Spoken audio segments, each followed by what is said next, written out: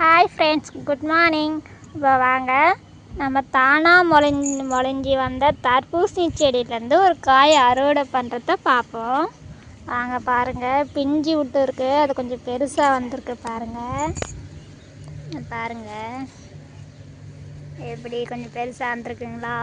அப்படியே வாங்க, இதெல்லாம் தானாக முளைஞ்சிது. நாங்களாம் விதையும் போடலை, எதுவுமே போடலை. அதுவாக முளைஞ்சி வந்த செடி தான் இது எல்லாமே. நிறைய காய் விட்டுருக்கு, நிறைய பூ விட்டுருக்கு. குட்டி குட்டி அழகழகாக இருக்குது பார்க்க. அங்கே பாருங்கள், இன்னொரு எவ்வளோ அழகாக இருக்குது பாருங்கள். பார்க்கவே ஆசையாக இருக்குது பாருங்கள். எம்பிட்டு பெருசாக வளர்ந்துருக்கு பாருங்கள். அப்படி அங்கே பாருங்கள்,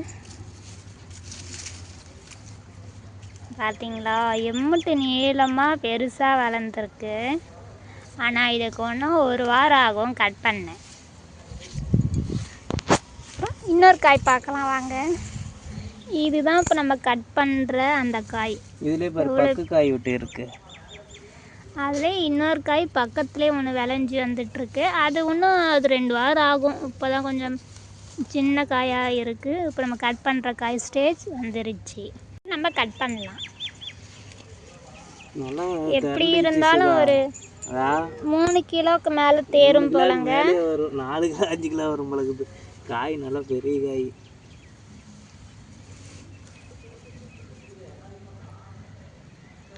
முதல் காய் கட் பண்ணி எடுக்கிறோம்.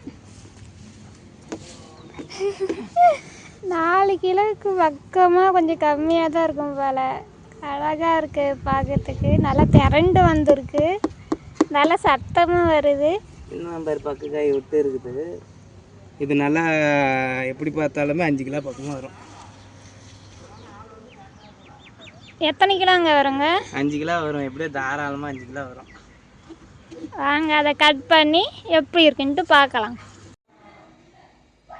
நம்ம சொன்ன மாரியே ஒரு 5 kg எபோவே வந்துருக்குது. 5 கிலோ 380 கிராம் இருக்குது. பரவாயில்ல, ஒரு நல்ல விளைஞ்ச ஒரு காய். பழம் எப்படி இருக்குதுன்னு தெரியல. கொஞ்சம் பிஞ்சாக இருக்குதா இல்லை இன்னும் கொஞ்சம் விட்டுருக்கணுமா என்னன்னு தெரியல. கரெக்டாக தான் விளைஞ்சிருக்கோம். அறுத்து பார்த்தா தான் தெரியும். சரி, அறுத்து பார்ப்போம்.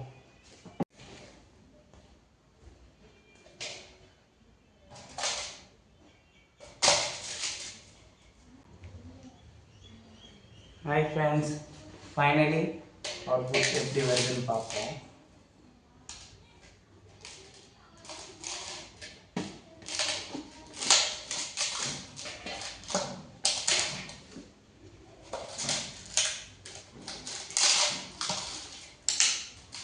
வேற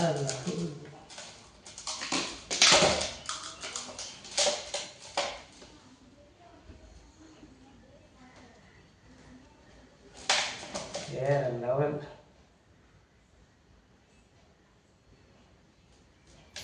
நல்ல செக்கச்செவேன்னு வந்துருக்கு ஃப்ரெண்ட்ஸ்.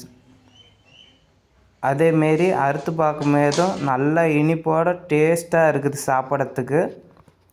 அதேமாரி உங்கள் மண்ணுக்கு உகந்த செடி எதுன்னு தெரிஞ்சுக்கிட்டு அந்த செடியை வச்சிங்கன்னா செடியோட க்ரோயிங் நல்லா இருக்கும். ஜஸ்ட் அந்த செடிக்கு நம்ம தேவைப்படும் போது தண்ணி ஊற்றினாவே போதும். இது எங்களோட ஃபஸ்ட்டு க்ரோவிங் செடி. மீண்டும் அடுத்த வீடியோவில் சந்திப்போம்.